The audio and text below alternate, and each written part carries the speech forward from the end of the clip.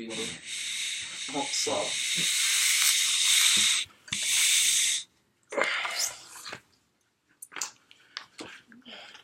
Good evening. Today I'm going to actually be giving you a speech about virtual reality goggles. So, typical morning. You wake up, you go to class, maybe you go to work, and you sleep. Then you wake up, you go to class, you possibly work if you want money, and then you sleep. Then you get up, class, work, sleep, up, class, work. It gets really boring. And see, people have been trying to escape their mundane lives for ages, whether it's reading into books or diving into a series of movies. But why stop there? And see, the reason why we want to escape is because we get bored and tired of doing the same thing over and over again. So many people throughout the ages decided, let's give the people what they want, something different. Today I'd actually like to inform you about how virtual reality headsets are built, how they convince us what we see is actually true, and how they'll be improved upon in the future. So, starting off to begin with, let's go into how they actually work. See, as Wearable.com states, that's a website, total immersion is what someone making a VR headset, virtual reality headset, game, or app is aiming towards. They want you to feel like you're completely in it. Not that you're wearing something and that you're in reality wearing it, but that you're in the game or the story or anything. But it's harder than just putting a screen really close to your eyes. If that was the case, we'd just use phones. Headsets that involve the use of a phone use the concept of two different images being sent to the same display. If you look at the screen, there's two bubbles that will then pop up. You set that in a little headset device with two different lenses.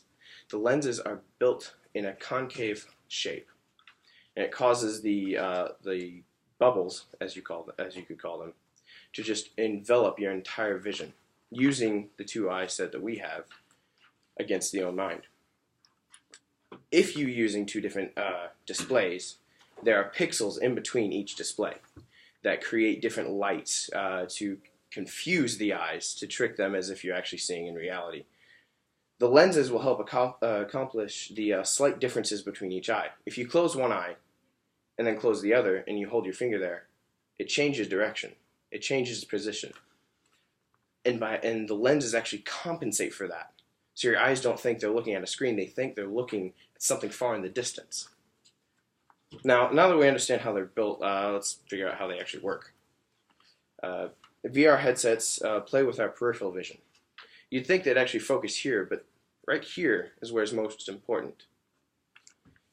Field of presence is uncompromised. Whenever you turn your head, whenever you look at something, you don't see the edge of the goggles right there. You see the app, the game, the story.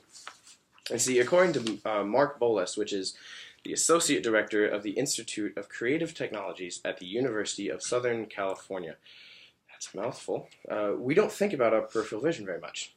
It's wired deep in our brain as a survival mechanism, so if a lion jumps out at you, you see it in your periphery, you react before it even gets to you, the center of your field of view. What's going on here isn't focused in your conscious mind, it's going to your primal instinct. So if you can actually display something there, you put your user into the story without them even knowing it. The VR headsets thrive on those primal instincts. Now, manipulating it isn't as far as people want to go, though. Because when you manipulate it, you then are put in one position in the story. But when you move, it's broken. So the goal of most companies are to further incorporate more senses, such as being able to move. They'll even put you on a treadmill that goes in all directions depending on where you go, to where you are literally in the game. They have started to develop things that display smells to your nose. So if you go into a building that's burning, you smell the wood burning, you smell the flames. And so they have sensors that determine where air is looking. There's also that can control how loud something is coming at you. So if you're looking over here and a noise is over here, it's quieter than if you're looking directly at it, which is confusing the senses even more, convincing the brain that you are in the game. Now, there's one final thing that VR companies are really striving towards, and it's tracking the eye movement. It's using an infrared sensor. The headset can track your eye.